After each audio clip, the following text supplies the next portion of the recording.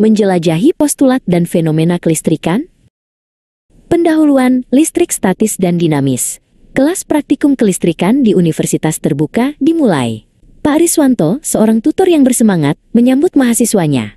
Saudara-saudara mahasiswa PGSD, praktikum ini adalah kunci untuk memahami konsep dasar yang akan saudara ajarkan kelak.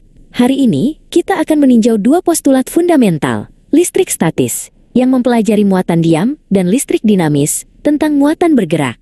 Kita mulai dengan percobaan muatan listrik. Percobaan 1. Muatan listrik. Sifat interaksi. Sekar mengambil dua buah bola pingpong dan benang. Kita akan demonstrasikan adanya muatan pada benda, kata Pak Ariswanto. Gantunglah bola pingpong pertama, lalu gosokkan tas plastik pada seragam saudara beberapa kali. Plastik akan bermuatan negatif. Kemudian, dekatkan tas plastik itu ke bola pingpong yang netral.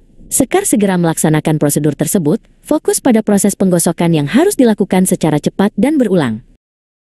Tantangan 1, repulsi muatan sejenis, bola pingpong itu tertarik ke tas plastik. Itu adalah interaksi tarik-menarik antara muatan yang berbeda jenis, jelas Pak Ariswanto. Tantangan berikutnya adalah repulsi. Wira, coba saudara gosok kedua bola pingpong dengan kain wol, lalu dekatkan keduanya. Wira menggosoknya dengan teliti. Tantangannya adalah memastikan kedua bola benar-benar mendapatkan muatan sejenis, positif, akibat kehilangan elektron ke wol, sehingga gaya tolak-menolak, repulsi teramati jelas. Postulat listrik dinamis, hukum Ohm. Setelah analisis listrik statis, Pak Ariswanto memandu transisi. Sekarang kita beralih ke listrik dinamis. Ingat, arus listrik mengalir karena adanya beda potensial. Prinsip dasarnya termaktub dalam hukum Ohm V sama dengan IR. Tegangan berbanding lurus dengan arus dan hambatan. Untuk membuktikan aliran arus, kita akan menguji jenis-jenis bahan. Percobaan 2. Uji sifat konduktor. Sekar dan Wira merangkai 3 baterai 1,5 volt secara seri, sebuah bola lampu, dan tempat uji bahan. Perhatikan tabel 8.1. Kita akan uji satu persatu. Kawat tembaga. Sekar dengan cekatan menghubungkan kawat tembaga ke rangkaian. Lampu segera menyala terang. Prinsipnya, jika arus dapat mengalir, bahan tersebut adalah konduktor. Nyala lampu adalah indikator aliran arus yang paling sederhana. Analisis data dan tantangan konduktor. Wira bertugas mencatat hasil.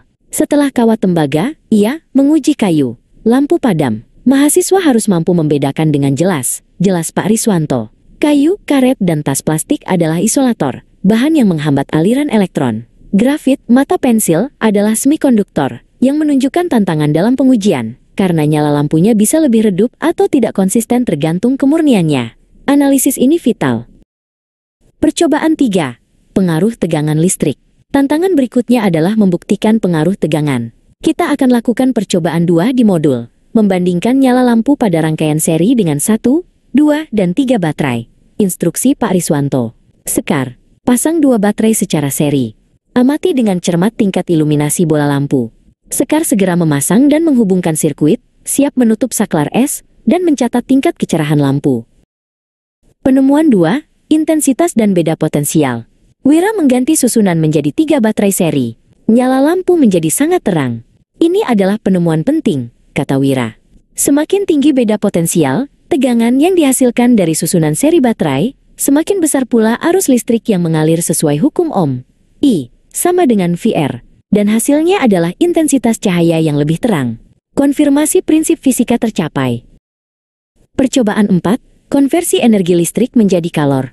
Percobaan terakhir, konversi energi. Energi listrik dapat diubah menjadi energi bentuk lain, seperti kalor. Kita akan menggunakan lilitan kawat tipis dan pentul korek api, kata Pak Ariswanto. Sekar menutup saklar dan mengawasi lilitan kawat dengan termometer. Tantangannya adalah kesabaran, menunggu efek termal yang cukup untuk teramati. Kesimpulan akhir, postulat dan aplikasi. Setelah 2 menit, suhu naik, membuktikan konversi energi listrik menjadi kalor. Saudara-saudara, tutup Pak Ariswanto. Praktikum ini menegaskan 4 postulat kunci. Interaksi muatan, peran konduktor, hubungan linear antara tegangan dan arus, serta konversi energi. Pemahaman mendalam ini adalah modal saudara untuk mengajarkan sains yang empiris di sekolah dasar. Teruslah bereksperimen.